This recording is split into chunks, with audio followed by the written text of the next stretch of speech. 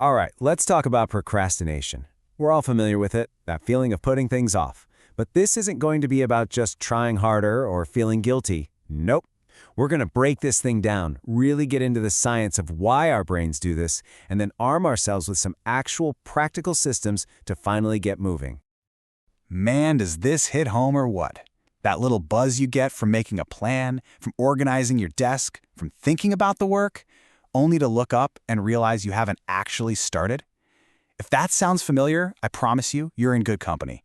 This feeling of being stuck in the starting blocks, it's a totally human thing. And today, we're going to figure out exactly why it happens. Okay, so let's get right into it. The first thing we gotta do is throw out the word lazy. We use it all the time, right? Oh, I'm just being lazy. But what if we've been looking at it all wrong? What if it's not a character flaw at all? Because psychologists are finding that what's really going on is much deeper and way more interesting than just laziness. So here's the big idea, the key mind shift.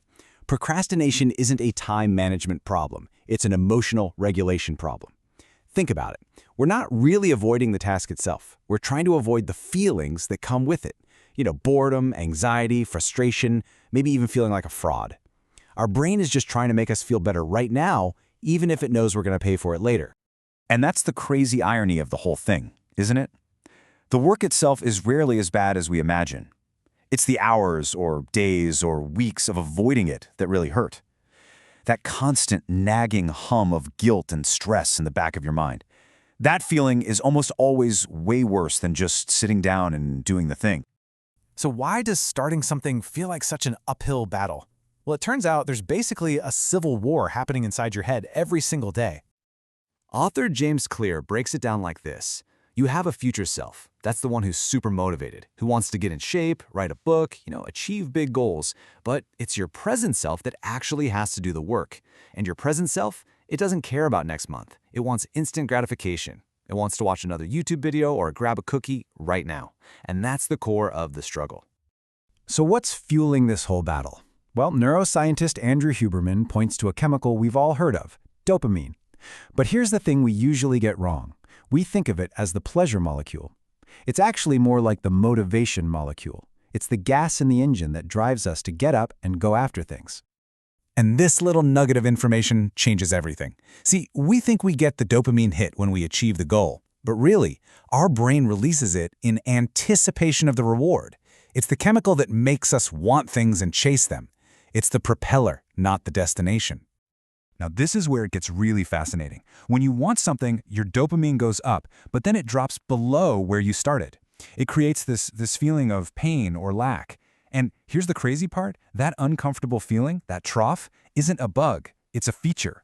Your brain does that on purpose to create the urgency you need to actually take action. Procrastination is what happens when we try to fill that painful trough with a quick, easy fix, like scrolling social media, instead of doing the real work.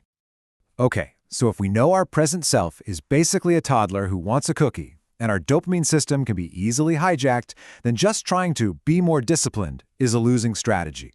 We can't rely on willpower. We need something better. We need systems. Simple, repeatable tricks that help us get started without a big internal fight. Remember, the whole game is about crossing what James Clear calls the action line, that moment you actually begin.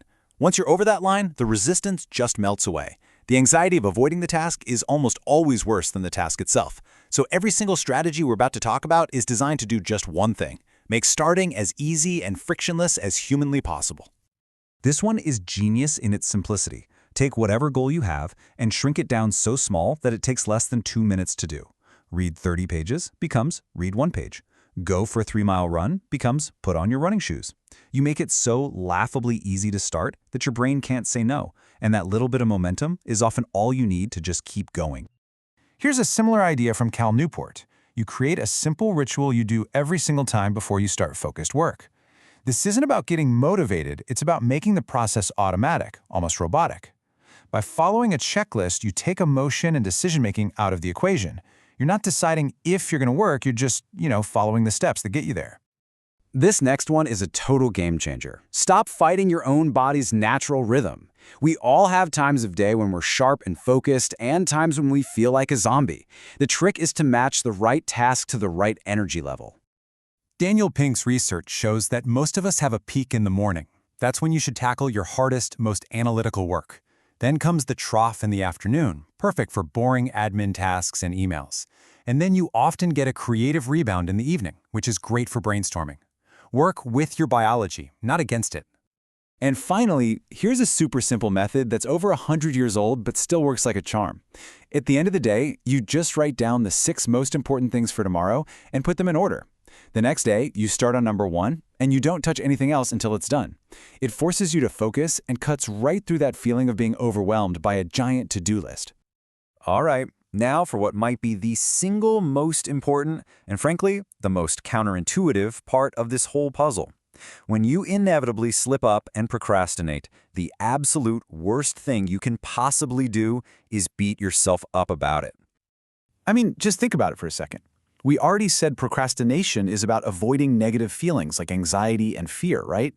So when you yell at yourself for procrastinating, what are you doing? You're just dumping a huge pile of shame and anxiety on top of the original pile. It makes you feel worse, which makes you more likely to avoid the task next time. It really comes down to these 2 paths. You can get stuck in that vicious cycle where beating yourself up just leads to more fear and more procrastination. Or you can choose the virtuous cycle. You can practice a little self-compassion, recognize that it's okay, that you're human, and create a sense of safety that actually makes it easier to try again.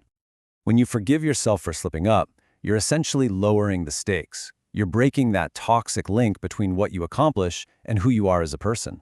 And that creates the psychological safety you need to tackle hard things, because you know that even if you stumble, it's not the end of the world.